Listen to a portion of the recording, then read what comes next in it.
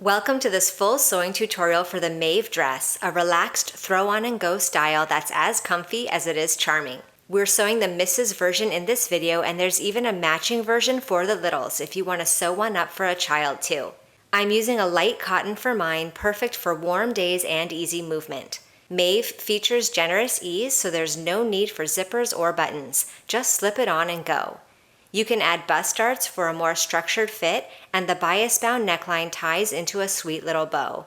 With 2 sleeve lengths and a vintage length skirt with a full ruffle, Maeve is a joy to sew and wear. Let's get started. Here are the wrong side of my front bodice pieces, and I've marked my darts. Now I'm going to pin them in place. Now I'll sew the darts from the outside edge to the point, leaving thread tail so I can tie them in knots. Once the darts are sewn, I'll press them toward their respective side seams.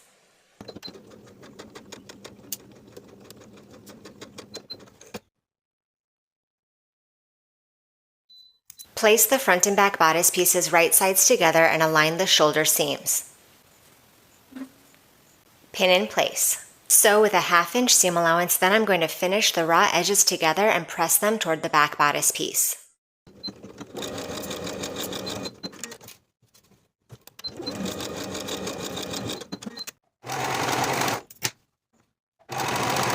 Place the front bodice pieces right sides together along the center front. I'm going to draw myself a 1 inch seam allowance from the bottom to where the material begins to taper toward the neckline. I'll pin this section in place, then sew right on top of my stitching line. From the bottom, back stitching at the top of my line.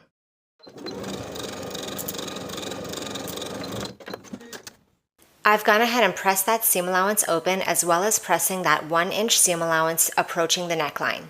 Tuck the raw edges underneath to meet the seam line. Doing that on both sides and giving it a good press.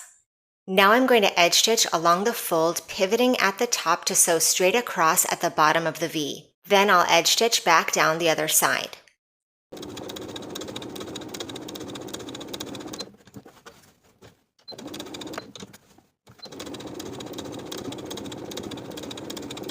Then, starting our stitching from those outer corners on either side of the bottom of the V, we're going to edge stitch the remainder of this seam toward the neckline on both sides. At the bottom of the V, you may have a small pucker in your fabric which will not be visible from the outside of the garment.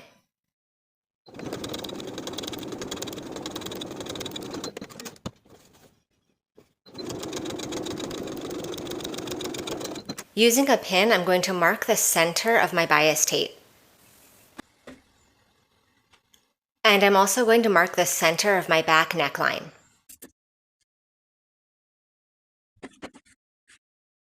Now I'll place the right side of my bias tape onto the wrong side of my bodice fabric along the neckline, starting at the center back. I'm going to pin in place along the neckline so that the crease in my bias tape is 3/8 of an inch away from the raw edge of the neckline.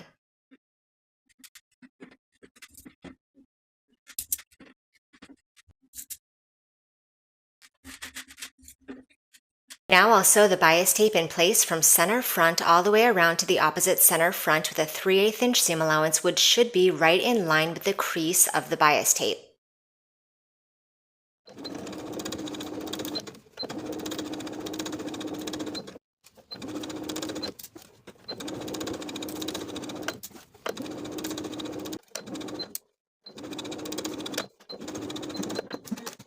Now I'll turn my bodice right side out.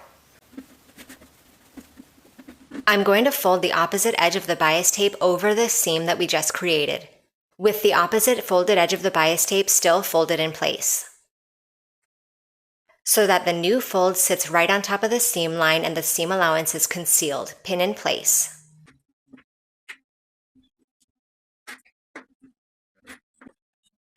Now that the neckline bias tape is pinned in place for the ties that extend beyond the neckline, I'm going to open up the bias tape along the short edge and fold that short raw edge to the wrong side by about 1/2 of an inch. Then refold the bias tape along its original pressed lines. This will create a clean finish at the end of the bias tape and pin in place. Then with the bias tape of those ties folded along all of their crease lines, pin in place all the way up to the neckline. Repeat on both sides of the neckline.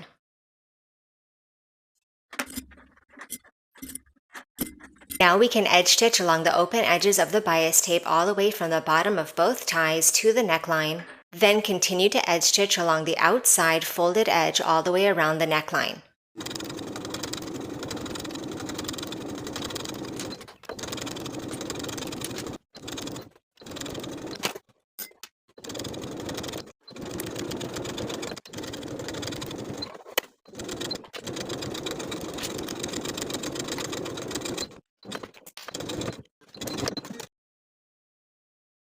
To prepare for gathering the top of the sleeve, we're going to sew basting stitches from outer notch all the way across to outer notch, leaving thread tails on both sides so you have threads to pull for gathering.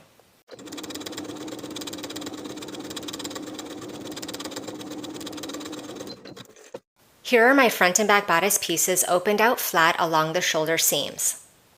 And we're going to start pinning our sleeve in place along the arm side. We're going to pin from the underarm seam to the front and back notches on both sides.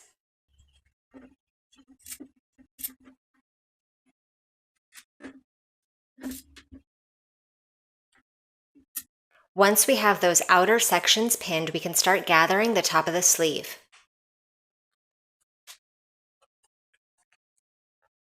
Align the notch at the top of the sleeve with the shoulder seam and pin in place. Also distribute your gathers to fit evenly in this middle section and pin in place.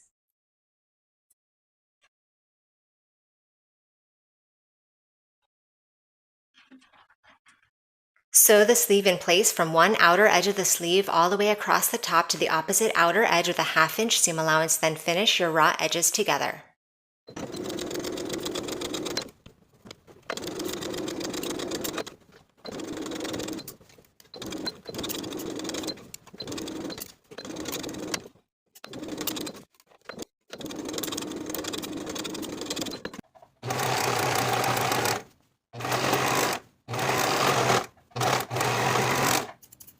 Along the bottom of the sleeve, fold that raw edge to the wrong side by 1/4 of an inch, then once more by an additional 3/8 of an inch all the way across. Now that we have those two folds in place, edge stitch close to the upper inner fold all the way across to create a casing.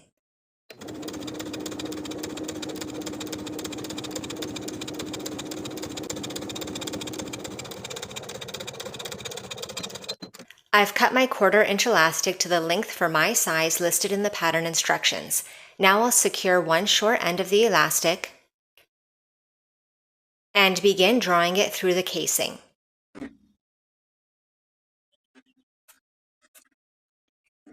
Once the opposite short end of the elastic meets the raw edge at the bottom of the sleeve, I'm going to baste that section in place within the seam allowance.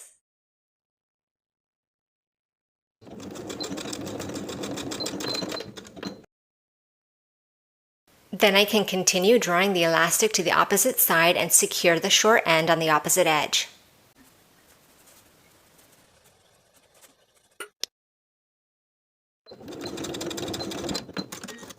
Fold the sleeve in half right sides together, aligning the short edges. And we're going to pin from the bottom of the bodice across the sleeve seam to the bottom of the sleeve. So with a 1/2 inch seam allowance, finish the raw edges together and press them toward the back bodice. Repeat to create and attach both sleeves.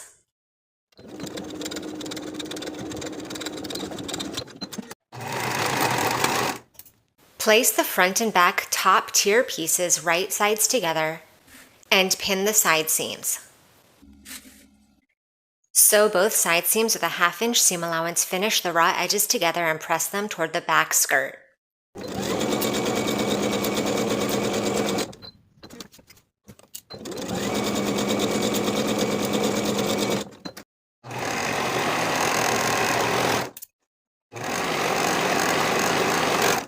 Along the top raw edge of the skirt, we're going to sew basting stitches all the way around within the seam allowance so that we can pull those threads and gather the skirt to fit the bodice.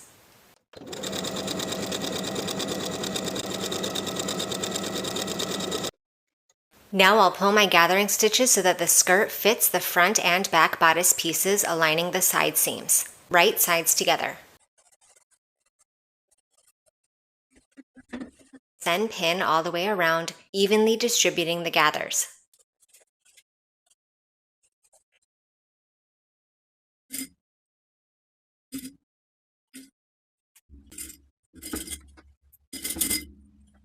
Now I can sew my first tier to the bodice all the way around with a 1/2 inch seam allowance, then finish the raw edges together.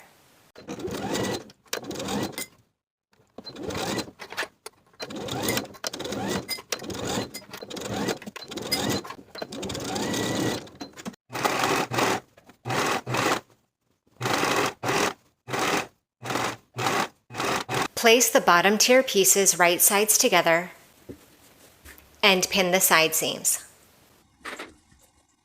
Sew and finish the side seams in the same way as we did for the top tier pieces.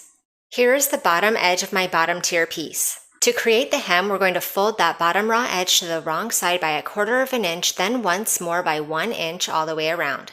Now that both of those creases are pressed in place all the way around, I'm going to edge stitch close to the upper inner fold all the way around to complete the hem.